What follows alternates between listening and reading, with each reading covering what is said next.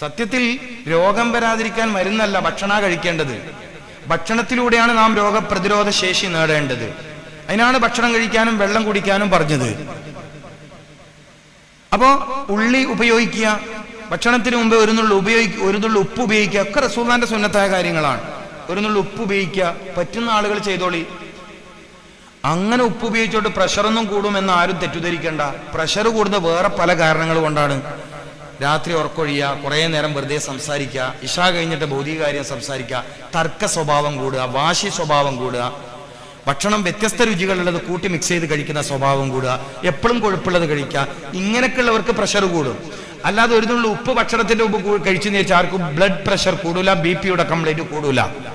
സുന്നത്താണ് എന്ന് ഓർമ്മിക്കുകയും കൂടി ചെയ്താൽ തീരെ കൂടൂല. ഭക്ഷണത്തിന്റെ, അതായത് അരിഭക്ഷണം, ബന്ധഭക്ഷണമൊക്കെ കഴിക്കുന്നതിന് മുമ്പ് ഒരു നുള്ളു കല്ലുപ്പ് കഴിക്കണം.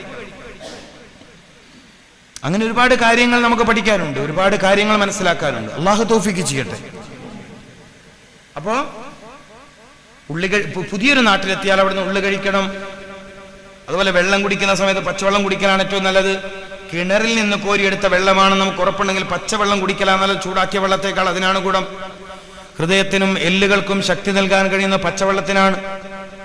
ഹാർട്ടിന്റെ പവർ, എല്ലുകളുടെ പവർ, മസ്തിഷ്കത്തിന്റെ ശുദ്ധീകരണം, അങ്ങനെ ഒരുപാട് കാര്യങ്ങൾ പച്ചവെള്ളം കുടിക്കുന്നതിലൂടെ നമുക്ക് കിട്ടും. ശുദ്ധമായ വെള്ളം കുടിക്കണം. ഉച്ചയ്ക്ക് ശേഷം കൂടുതലായി വെള്ളം കുടിക്കണം. വെള്ളം കുടിക്കുന്നതിൽ അഴുക്ക് ചേർന്ന വെള്ളം കുടിക്കരുത്. പ്ലാസ്റ്റിക് ബോട്ടിലിൽ ഒരുപാട് കാലം സൂക്ഷിച്ചു വെച്ച വെള്ളം കുടിക്കരുത്. അതുപോലെ പെപ്സി, മിറണ്ട, 7up പോലത്തത് ഒഴിവാക്കിയ കുപ്പിയിൽ ചൂടുവെള്ളം ഒഴിച്ച് സ്കൂളിലേക്ക് പിള്ളേർക്ക് കൊടുക്കരുത്. നല്ല സ്റ്റൈലുള്ള കുപ്പിയാണ്, പിള്ളേർക്ക് ഇത് വലിയ ഇഷ്ടമായിരിക്കും.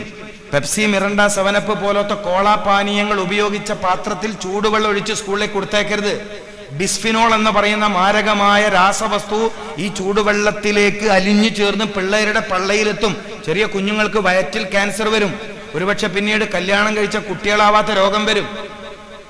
വന്യത, പ്ലാസ്റ്റിക് കുപ്പിയുടെ ഉപയോഗം കൂടിയതും ബ്രോയിലർ ചിക്കന്റെ ഉപയോഗം കൂടിയതും കേരളത്തിൽ കല്യാണം കഴിച്ച കുട്ടികളാവാത്ത രോഗം വർദ്ധിപ്പിച്ചു എന്നാണ് പഠനം.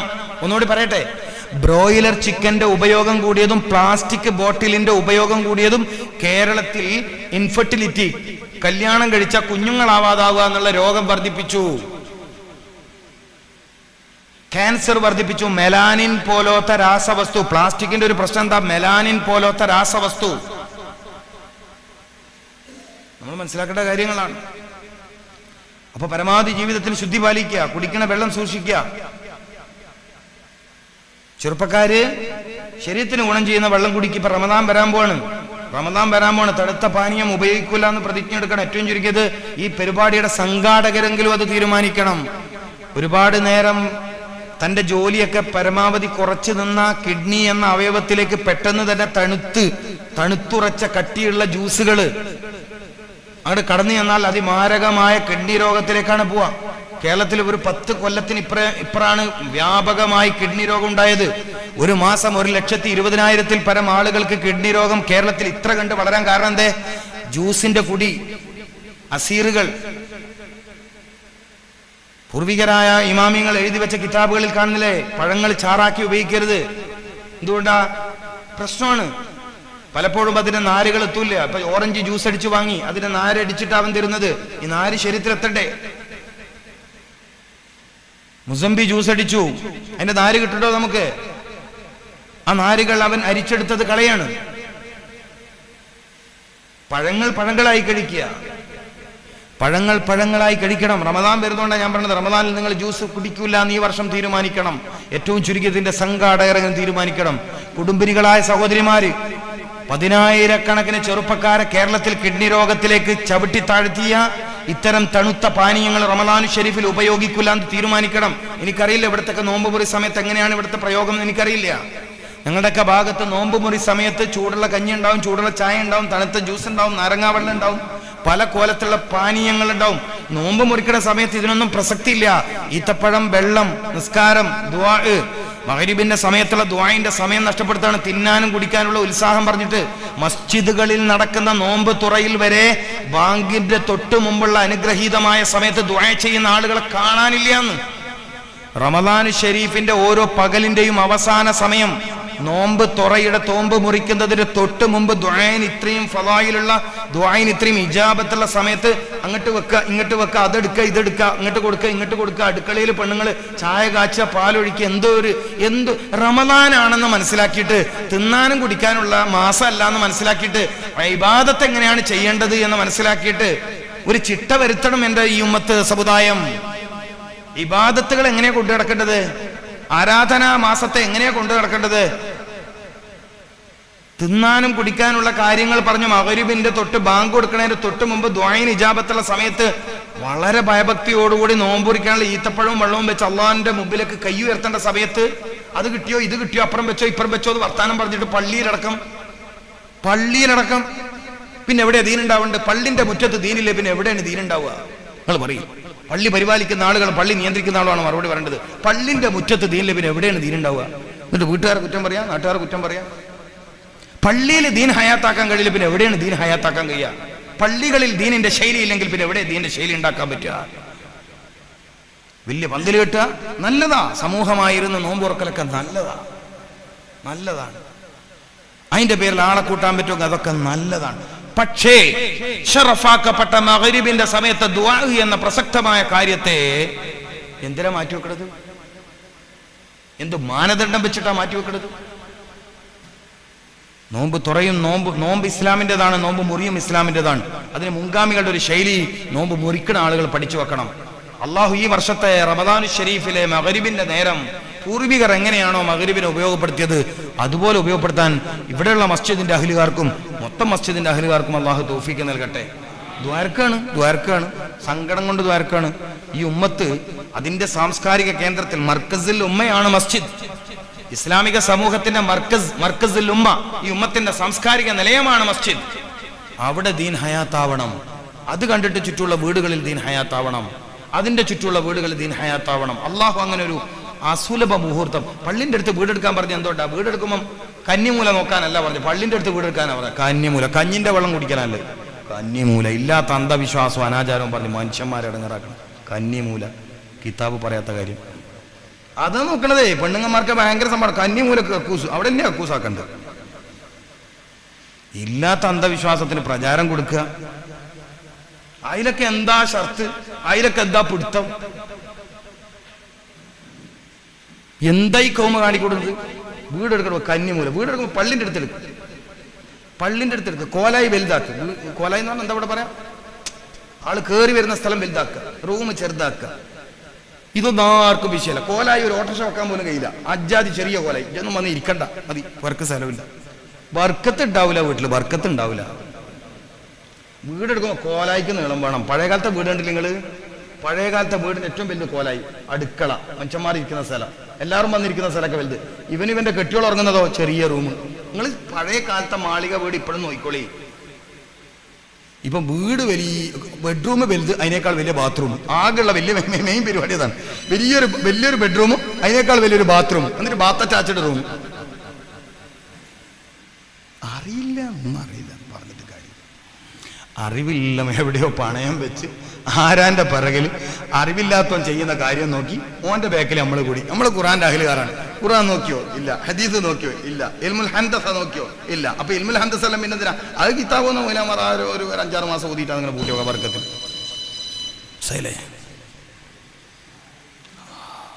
ശൈലി. പരമാവധി ഇതൊക്കെ പഠിക്കണം നമ്മൾ. അപ്പൊ ഏതായാലും ഈ വർഷത്തെ റമദാനു ശരീഫിൽ ഈ കാര്യം കൂടി നിങ്ങളൊന്ന് പരിഗണിക്കണം. നോമ്പ് മുറിക്കുന്ന സമയത്ത് ഈ കാര്യങ്ങൾ കൂടി പരിഗണിക്കണം. അള്ളാഹു തൗഫീഖ് നൽകട്ടെ. ഏതായാലും നല്ല ഭക്ഷണത്തെ തെരഞ്ഞെടുത്ത് കഴിക്കുക. ശരീരത്തിന് ദോഷം ചെയ്യുന്ന ഭക്ഷണങ്ങൾ ഉപേക്ഷിക്കാൻ തയ്യാറാവുക. തണുത്തതും ചൂടുള്ളതും ദയവേത് നിങ്ങൾ ഒന്നിച്ച് കഴിക്കരുത്. അതൊക്കെ നോമ്പിൽ വരുന്ന ഫസാദുകളാണ്. നോമ്പ് കാലത്ത് ഈ ഫസാദൊക്കെ വരും. നല്ല തണുത്ത ജ്യൂസ് കുടിച്ച് ഏതായാലും പലഹാരം കഴിക്കില്ല, ഒരു ഗ്ലാസ് ചായ വെച്ചാളി എന്ന് പറയുന്ന സ്വഭാവം ഉണ്ടെങ്കിൽ വലിയ അബദ്ധമാണ്. തണുപ്പ് കഴിച്ചതോടൊപ്പം ചൂട് കഴിക്കരുത്, ചൂട് കഴിച്ചതോടൊപ്പം തണുപ്പ് കഴിക്കരുത്. പുളിയുള്ളത് കഴിച്ചതോടൊപ്പം മധുരം പറ്റൂല, മധുരത്തിനോടൊപ്പം പുളി പറ്റൂല. മത്സ്യത്തോടൊപ്പം മാംസം പറ്റൂല, മത്സ്യത്തോടൊപ്പം പാല് പറ്റൂല. മത്സ്യത്തിന്റെ കറികൂട്ടിങ്ങൾ പ്രാതൽ കഴിക്കാണ്, രാവിലെ നാസ്ത കഴിക്കാണ്, പാലൊഴിച്ച ചായ കുടിക്കരുത്. അപ്പൊ മത്സ്യത്തോടൊപ്പം പാല് പറ്റൂല. ചിക്കനോടൊപ്പം തൈര് പറ്റൂല. കോഴി ബിരിയാണി കഴിക്കുമ്പോൾ തൈര് വേണ്ട. പിന്നെ സലാഡ് കഴിക്കേണ്ടത് ബിരിയാണിന്റെ കൂടെയല്ല, ബിരിയാണിക്ക് മുന്നെയാണ്. എല്ലാ ഭക്ഷണത്തിന്റെയും മുന്നെയാണ് സലാഡ് കഴിക്കേണ്ടത്. ഇത്തിരി ഉള്ളിയും ഇത്തിരി ക്യാരറ്റും കക്കിരിയും ഒക്കെ മുറിച്ചിട്ടിട്ട് ചെറുനാരങ്ങൊക്കെ പിഴിഞ്ഞ് അതിനൊന്ന് രുചിപ്പെടുത്തി എല്ലാ ഭക്ഷണത്തിന്റെ മുമ്പ് അല്പം കഴിക്കാൻ പറ്റുമെങ്കിൽ കൊളസ്ട്രോളിന്റെ ഒന്നും കംപ്ലൈന്റ് ഉണ്ടാവില്ല. നമ്മൾ അതിലും തെറ്റായ ശൈലിയാണ് ഉപയോഗിക്കുന്നത്. എല്ലാം കൂടി മിക്സ് ചെയ്ത് കഴിക്കുക. വെന്തതും വേവാത്തതും ഒന്നിച്ച് പാടില്ല. പുളിയുള്ളതും മധുരമുള്ളതും ഒന്നിച്ച് പാടില്ല. പഴങ്ങൾ ഭക്ഷണത്തിന് മുമ്പേ കഴിക്കുന്ന ശീലം നമ്മൾ നടപ്പിൽ വരുത്തണം. പഴവർഗ്ഗങ്ങൾ ഭക്ഷണത്തിന് മുമ്പേ കഴിക്കണം. വേവാത്ത ഭക്ഷണം വെന്ത ഭക്ഷണത്തിന് മുമ്പേ കഴിക്കണം. ഇതൊക്കെയാണ് സുന്നത്ത്. ഞാൻ പറയുന്നത് സുന്നത്തായ കാര്യങ്ങളാണ്. ഹബീബായ റസൂലുള്ളാഹി സ്വല്ലല്ലാഹു അലൈഹി വസല്ലമ തങ്ങളുമായി ബന്ധപ്പെട്ട കാര്യങ്ങളാണ്. ഒരു തവണ മിനാ കുന്നിന്റെ മുകളിൽ ഹജ്ജിന് വേണ്ടി ഒരുമിച്ച് കൂടിയപ്പോൾ നേരത്തെ പറഞ്ഞ മഹാനായ ഏഴുമല തങ്ങൾ പറഞ്ഞു, നീ കുറച്ച് എന്തെങ്കിലും വയത് പറയുന്നു. ഞാൻ പോയിട്ട് ഈ കാര്യങ്ങളൊക്കെ പറഞ്ഞ അദ്ദേഹത്തിന് വലിയ സന്തോഷമായി.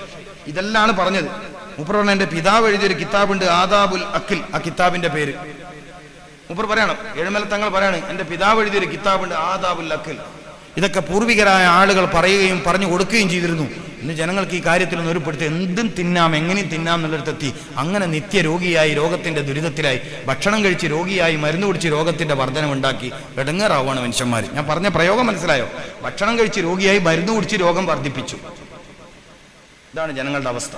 ഈ ദുരിതത്തിന് അവസാനം വരണമെങ്കിൽ, ഈ ദുരിതത്തിന് പ്രയാസത്തിന് അവസാനം വരണമെങ്കിൽ ഖുർആന്റെ ഹദീസിന്റെ സയൻസുകൾ, ഖുർആന്റെയും ഹദീസിന്റെയും ശാസ്ത്ര വീക്ഷണങ്ങൾ ജനങ്ങൾക്കിടയിൽ വ്യാപകമാകണം. അള്ളാഹു അതിന് തൗഫീക്ക് നൽകട്ടെ. ഇത്തരം കാര്യങ്ങളൊക്കെ നിങ്ങളൊന്ന് ശ്രദ്ധിച്ചേക്കണം. രാത്രി നേരത്തെ ഭക്ഷണം കഴിക്കുന്ന ശീലം നിങ്ങളിൽ ഉണ്ടോയെന്ന് എനിക്കറിയില്ല. രാത്രി നേരത്തെ ഭക്ഷണം കഴിക്കുന്ന ശീലം ഉണ്ടാക്കണം. ഞാൻ നേരത്തെ പറഞ്ഞു, എപ്പോഴാ ഭക്ഷണം കഴിക്കേണ്ടതെന്ന് വെച്ചാൽ വിശക്കുമ്പോഴാണ് ഭക്ഷണം കഴിക്കേണ്ടത്. അപ്പൊ രാവിലെ എന്തായാലും എല്ലാവർക്കും വിശപ്പുണ്ടാവും, മഗ്രിബിന്റെ സമയത്തും എല്ലാവർക്കും വിശപ്പുണ്ടാവും. പ്രകൃതിപരമായി എല്ലാവർക്കും വിശപ്പ് വരാൻ സാധ്യതയുള്ള രണ്ട് സമയത്താണ്. ഒന്ന് സുബഹ് കഴിഞ്ഞ ഉടനെ, മറ്റൊന്ന് മഗ്രിബിന്റെ ഉടനെ. ഈ രണ്ട് സമയത്ത് ഭക്ഷണം പ്രത്യേകം എടുത്തു പറഞ്ഞു. ഫുത്തൂർ അശ, പ്രഭാത ഭക്ഷണം, രാത്രി ഭക്ഷണം. അപ്പൊ മഗ്രിബ് നിസ്കാരം കഴിഞ്ഞ് നിങ്ങൾ എല്ലാവരും രാത്രി ഭക്ഷണം കഴിക്കാൻ ഉള്ള ഒരു സൗകര്യം ഉണ്ടാക്കുക. പ്രത്യേകിച്ച് സ്ത്രീകൾക്കത് കഴിയും, സഹോദരിമാർക്കത് കഴിയും. ഭക്ഷണം കഴിച്ചാൽ 3 മണിക്കൂറെങ്കിലും ഉറങ്ങാൻ പാടില്ല. നമ്മൾ ഈ 10 മണിക്ക് ഭക്ഷണം കഴിച്ചാൽ പിന്നെ എപ്പോഴും ഉറങ്ങാം? 1 മണിക്കോ? ഭക്ഷണം കഴിച്ചാൽ 3 മണിക്കൂർ നേരം ശരീരത്തിന് ഉറക്കം പാടില്ല എന്നാണ് ശാസ്ത്രം. കാരണം ഭക്ഷണം കഴിച്ച സമയത്ത് രക്തത്തിന് ഭക്ഷണത്തിന്റെ ദഹനത്തിലാണ് ശ്രദ്ധിക്കാൻ കഴിയുന്നത്. ഇനി ഒരാൾ ഭക്ഷണം കഴിച്ച ഉടനെ ഉറക്കിലേക്ക് പോയാൽ അയാൾ രോഗിയായി തീരും. ചില ആളുകളൊക്കെ രോഗം ഇങ്ങനെ എപ്പോഴും നിലനിൽക്കുന്നതുകൊണ്ടാ മൂപ്പറുടെ ഡയലോഗ്, ഉച്ചക്ക് ചോറ് വെച്ചിട്ട് ലേശം ഉറങ്ങിയില്ലെങ്കിൽ എനിക്ക് തലക്കൊരു കനാന്ന്. ആ കനം ചെയ്ത്താനിരുന്ന കന മനസ്സിലായിട്ടില്ല. ചില വമ്പന്മാര് പറയുന്ന വർത്താനം, ഉച്ചക്ക് ഊണ് കഴിച്ചവർക്ക് ലേശം കണ്ണിയുമണോ, എനിക്ക് വേഗം നല്ലോണം കണ്ണിയുമ. നാട്ടുകാർ വേഗം ജീവിത്തരും. പകല് ഉറങ്ങാൻ പറ്റുന്ന സമയം എപ്പോഴാണ്? ളുഹർ ബാങ്കിന്റെ മുമ്പാണ്. അത് തന്നെ ആർക്കാ അനുവദിക്കപ്പെട്ടത്? കൈലൂലത്തിന്റെ ഉറക്കം എന്ന് പറഞ്ഞിട്ട് ആർക്കാ അനുവദിക്കപ്പെട്ടത്? തഹജ്ജുദിൽ ഉണർന്ന മഹാന്മാർക്കാണ്, ഭാഗ്യവാന്മാർക്കാണ്. ഇച്ചങ്ങായി ഉച്ചക്ക് ചോറ് കഴിച്ച പേരും പറഞ്ഞ് കടത്തുറക്കുന്നത്. എന്നിട്ട് സൂക്കേട് മാറുന്നില്ല, എന്താ ചെയ്യേണ്ടത്? എങ്ങനെയാ മാറില്ല? സൂക്കേട് മാറാതിരിക്കാനുള്ള മരുന്ന് എപ്പം കുത്തിവെക്കല്ലേ? പ്രമേഹം എന്തായാലും മാറൂല. പകലുറങ്ങുന്നവന്റെ പ്രമേഹം ഒരു നിലക്കും മാറൂല. പകലുറങ്ങുന്നവരുടെ പ്രമേഹം മാറൂല. അയാൾ അത് ആഗ്രഹിക്കേ വേണ്ട. മാത്രമല്ല, ഒരു 10-20 രോഗം മൂപ്പറ ബാക്കിൽ ഇങ്ങനെ നിവേദനത്തിന് ഘോഷയാത്ര പിള്ളേർ പോകുന്നവരിങ്ങനെ ബാക്കിൽ വരികയും ചെയ്യും. കണ്ണിന് കാഴ്ച കുറയുക, കാലിന്റെ തടിഭാഗത്തേക്കുള്ള രക്തത്തിന്റെ കുറവ്, രക്തത്തിന്റെ സർക്കുലേഷൻ കുറയുക, അങ്ങനെ ഒരു 10-20ഓളം ദുരിതങ്ങൾ വന്നിട്ട് ഈ മനുഷ്യനാകെ ജീവിതത്തിൽ ഇടങ്ങാറാവും. അല്ലാഹു നമ്മളെ കാത്തിരക്ഷിക്കട്ടെ. ശ്രദ്ധിച്ചോളി. കാര്യങ്ങൾ കേട്ടിട്ട് മാത്രം കാര്യമില്ല. തൗഫീഖ് അള്ളാഹു തരട്ടെ. അള്ളാഹു തൗഫീഖ് തരട്ടെ. അള്ളാഹു നമുക്ക് തൗഫീഖ് പ്രദാനം ചെയ്യട്ടെ. ഉറങ്ങേണ്ട സമയം രാത്രി, ജോലി ചെയ്യേണ്ട സമയം പകല്, ഇതൊക്കെ മനസ്സിലാക്കണം. ഇനി രാത്രി ഹൈറായ കാര്യങ്ങൾക്ക് വേണ്ടി ഒരാൾക്ക് ഉറക്കൊഴിച്ചു, ഹൈറായ ഇൽമു പഠിക്കുക, ദിക്റിന്റെ മജ്ലിസിൽ ഒരുമിച്ചൂടുക പോലത്തെ ഹൈറായ കാര്യങ്ങൾക്ക് വേണ്ടി ഒരാൾ ഉറക്കൊഴിച്ചാൽ പകൽ ഉറങ്ങാം. സൂര്യോദയം കഴിഞ്ഞ് ളുഹാന്റെയും മറ്റൊക്കെ സമയം കഴിഞ്ഞ് ളുഹറിന്റെ തൊട്ട് മുമ്പ് ഒരല്പം ഉറങ്ങാം, ക്ഷീണം മാറ്റാൻ. അത് ഹൈറായ കാര്യത്തിന് അത് പ്രത്യേകം സൂക്ഷിക്കണം. കല്യാണത്തിന്റെ തലേന്ന് ഉറക്കൊഴിഞ്ഞാലല്ല, അങ്ങനെ ഒരു ഉറക്കൊയ്യലും ദീൻ തേടിയില്ല. കല്യാണത്തിന്റെ തലേന്ന് ഉറക്കൊയ്യൽ, മൈലാഞ്ചിന്റെ ഉറക്കൊയ്യൽ, മനസ്സിലായില്ലേ? അപ്പൊ ആ കാര്യം നിങ്ങൾ മനസ്സിലാക്കണം. അസ്റിന് ശേഷം പ്രത്യേകം ശ്രദ്ധിക്കണം. അപ്പൊ രാവിലെ ഭക്ഷണം കഴിക്കുക, രാത്രി ഭക്ഷണം കഴിക്കുക. രാത്രി ഭക്ഷണം ഉപേക്ഷിക്കരുതെന്ന് പ്രത്യേക റസൂൽ പറഞ്ഞു. രാത്രി ഭക്ഷണത്തെ നിങ്ങൾ ഉപേക്ഷിക്കരുതെന്ന് മുഹമ്മദ് റസൂൽ. അത് നിങ്ങളിലേക്ക് വാർദ്ധക്യത്തെ വലിച്ചു കൊണ്ടുവരും. രാത്രി ഭക്ഷണത്തെ ഉപേക്ഷിക്കുന്നത് വാർദ്ധക്യത്തെ നിങ്ങളിലേക്ക് വലിച്ചുകൊണ്ടുവരും. നിങ്ങൾ ചെറിയ പ്രായമാണ്, വയസ്സന്മാരെ സ്വഭാവം വരും, ശരീരത്തിന്റെ ശക്തി ഇല്ലാണ്ടാവും. അപ്പൊ രാത്രി ഭക്ഷണം ഉപേക്ഷിക്കാൻ പാടില്ല. ചില സ്ത്രീകൾക്കിടയിൽ അങ്ങനെ ചില തെറ്റായ വിശ്വാസമുണ്ട്. തടി കൂടുന്നു എന്ന് പേടിച്ച് രാത്രി ഭക്ഷണം കഴിക്കൂല. തടി കൂടുന്നു എന്നതാണ് അവർ പറയുന്ന ന്യായം. എന്നിട്ട് പകല് നല്ലോണം വെച്ച് വാട്ടുകയും ചെയ്യും. അതിന് വലിയ അളവൊന്നും ഉണ്ടാവില്ല. അതിന് വലിയ അളവുണ്ടോ? ഇല്ല. രാത്രി ഭക്ഷണം ഉപേക്ഷിക്കരുത്, പ്രഭാത ഭക്ഷണവും ഉപേക്ഷിക്കരുത്. ഇത് രണ്ടും വലിയ അപകടമാണ്. ആ കാര്യം നിങ്ങൾ ശ്രദ്ധിക്കണം. ധാന്യങ്ങൾ കഴിക്കുമ്പോൾ തവിട് കളയാത്ത ധാന്യങ്ങൾ പറ്റുമെങ്കിൽ നിങ്ങൾ ഉപയോഗിക്കുക. പറ്റാത്തവരോട് നമുക്കിത് പറയാമെന്നല്ലാതെ മൈദ പരമാവധി ഭക്ഷണത്തിൽ നിന്ന് ഒഴിവാക്കി. കേരളത്തിൽ പ്രമേഹത്തെ വർദ്ധിപ്പിച്ചത്, ഗൾഫുകാരെ രോഗികളാക്കിയത് മൈദയുടെ ഫുഡാണ്. ഗൾഫുകാരനെ രോഗിയാക്കിയത് കുബൂസാണ്. ഓൻ അവസാനം ഒരു ബുദ്ധൂസ് വരുന്നവർ വരുന്നാണെന്നില്ലേ എല്ലാം മതിയാക്കിയിട്ട്. എന്താ കാര്യം? രാത്രി ജോലിയെല്ലാം കഴിഞ്ഞ് കുടുംബക്കാരെപ്പോഴും നെയ്ച്ചോറ് ഇറച്ചിക്കറിയും അല്ലേ, പിള്ളേർ ബിസ്ക്കറ്റ്. എന്താണ് ഗൾഫുകാരന്റെ ഇവിടുത്തെ ജീവിതം? കുടുംബത്തിന്റെ അവനോ അവിടുത്തെ ജീവിതം എന്താണ്? പാവം. ഇങ്ങനെ അട്ടിക്കട്ടിൽ ഒരുത്ത തായാലും ഒരുത്ത മുകളിൽ. തായാലുള്ള നാടെല്ലാം സ്വപ്നം കണ്ടിട്ട് ഇങ്ങനെ എണീച്ച് പോയാൽ തല മുകളിൽ കുത്തിയിട്ട് സിക്കുകാരന്റെ മുഴ തലക്ക്. അമ്മാതിരി കട്ടുമല ഇവൻ കിടക്കണ് ഗൾഫിൽ. രാവിലെ ചായ ഉണ്ടോ? രാവിലെ ചായ ഒന്നുമില്ല. എണീച്ചോള പല്ലേച്ചോള പണിക്ക് പോകുന്ന വഴിക്കുന്ന് അസീറും സാൻഡ്വിച്ചും കിട്ടി. നാട്ടിൽ വന്ന പോലെ ഷെയ്ഖ് റാഷിദിന്റെ പുതിയാപ്പിള്ള കളിയാ കളിക്കുക. ക്ലീൻ ഷേവല്ലാക്കി കാറ് വാടകയൊക്കെ എടുത്തിട്ട് നാട്ടിൽ വന്ന ഇവന്റെ കളി കണ്ടില്ലേ? സാരമില്ല, അപ്പം കളിക്കട്ടോ, എനിക്കൊരു സന്തോഷം കിട്ടുന്ന കാര്യമില്ല, ഞാൻ കുറ്റപ്പെടുത്തുന്നില്ല. പക്ഷെ അവന്റെ അവിടുത്തെ ജീവിതം വളരെ വിഷമാണ്. അത് ഇവിടുത്തെ കുടുംബക്കാർ മനസ്സിലാക്കണം, നാട്ടുകാർ മനസ്സിലാക്കണം. വലിയ വിഷമാണ്. 98% ആളുകളും ചെറിയ ജോലി ചെയ്ത് വക്കാലകളിൽ, ഗ്രോസറികളിൽ വളരെ പ്രയാസം. പെരുന്നാളിന് വരെ ലീവില്ല പാവങ്ങൾക്ക്. പെരുന്നാളിന് ലീവില്ലാത്ത ദുനിയാവിൽ ആരെങ്കിലും. എന്നിട്ട് ഇവിടുന്ന് സ്കൂൾ 2 ദിവസം പൂട്ടിയില്ലെങ്കിലും ഫേസ്ബുക്കിൽ എഴുത്ത്. ഓണത്തിന് കുറേ ലീവ്, ക്രിസ്മസിന് കുറേ ലീവ്, നമ്മളെ പെരുന്നാൾക്ക് മാത്രം 2 ലീവ്. ഗവൺമെന്റിന് ഒരു എഴുത്താ ചെറുപ്പക്കാരുടെ. എന്റെ അറബി നാട്ടിൽ എനിക്ക് ജോലിക്ക് ലീവ് ഉണ്ടാ? എന്റെ അറബി നാട്ടിൽ ഉണ്ടോ? എന്നിട്ട് സർക്കാർ പെരുന്നാൾക്ക് 2 ലീവ് ആസി കൊടുത്തില്ലെങ്കിൽ അതിന് ചീത്ത. ക്രിസ്മസിന് 10 ലീവ് കൊടുക്കണില്ലേ? ചോദ്യം. ക്രിസ്മസിന് 10 ലീവ് കൊടുക്കണില്ലേ? ഓണത്തിന് 10 ലീവ് കൊടുക്കണില്ലേ? കൊടുത്തോട്ടോ പെരുന്നാൾക്ക് ലീവ് വേണ്ടെന്ന നമ്മളെ അഭിപ്രായം. ഒന്നും വേണ്ട, പോട്ട് പുതിയ കുപ്പായിട്ടാണ് സ്കൂളിൽ പോവാം. ഈ പുതിയ കുപ്പായം വാങ്ങാൻ വേണ്ടി പൈസ വന്നാൽ ഓനിക്ക് അന്നും പക്കാലെ പണിയാണ്. സൈക്കിളിലെ മുകളിൽ ഇങ്ങനെ ഓടുകയാണ്. അങ്ങനെ കഷ്ടപ്പെട്ടുണ്ടാക്കിയ പൈസ നാട്ടിലേക്ക് വരുന്നുള്ള അള്ളാഹു അവർക്കൊക്കെ ആഫിയത്ത് പ്രദാനം ചെയ്യട്ടെ. ദീർഘായുസ് കൊടുക്കണേ തമ്പുരാന്. വലിയ പ്രയാസമാണ്, വലിയ പ്രയാസമാണ്. അവരെ കുടുംബക്കെ സമ്പത്ത് വളരെ, അവരെ മക്കളൊക്കെ വളരെ സൂക്ഷിച്ചു വേണം. ഉപ്പ ഗൾഫിലാണെങ്കിലും എങ്ങനെങ്കിലും ജോലി എന്താണെന്നറിയണം. എല്ലാവരും പാലസിൽ ജോലിയൊന്നും കിട്ടുന്ന ആളെന്നല്ലേ? എല്ലാവരും മറ്റേ യൂസുഫ് അലി ഒന്നല്ല, ഗഫാർ മുഹമ്മദ് അലി ഷെട്ടിയൊന്നല്ല. എല്ലാവരും പലരും സാധാ ഗ്രോസറിയിൽ, ബക്കാലയിൽ പണിയെടുത്ത് ഒഴിവുള്ള സമയത്ത് വേറെയും പണിയെടുക്കും. പാർക്കിലൊക്കെ പോയിട്ട് റീചാർജ് കൂപ്പൺ വിൽക്കുക. എന്താ മനസ്സിലാക്കിയത്? എന്നിട്ട് പള്ളിക്കാർ പിരിവ് അവൻ്റെ അടുത്ത് പോവാം, മാഷിൻ്റെ അടുത്ത് പോകില്ല. സ്കൂളിൽ നിന്ന് ഓനിക്ക് ഓണത്തിന് ലീവിന് വരെ പൈസ ആയിരിക്കും സ്കൂളിലെ മാഷിന്. ഓൻ്റെ അടുത്ത് പിരിവിനൊന്നും വരിങ്ങനെ പോകില്ല. ഗൾഫുകാരൻ വന്ന ഓൻ്റെ പൈസ തീരുന്നതിന് മുമ്പ് പോണേ, ബന്ധപാട് റെസീറ്റ് അതിന് ക്ലിയർ ആയിട്ട് വലിയൊരു നീളമുള്ള റെസീറ്റ് ഓനിക്ക് കൊടുക്കാനുണ്ടാവും. നാട്ടുകാർക്ക് ചെറിയ റെസീറ്റാണ് കൊടുക്കുക.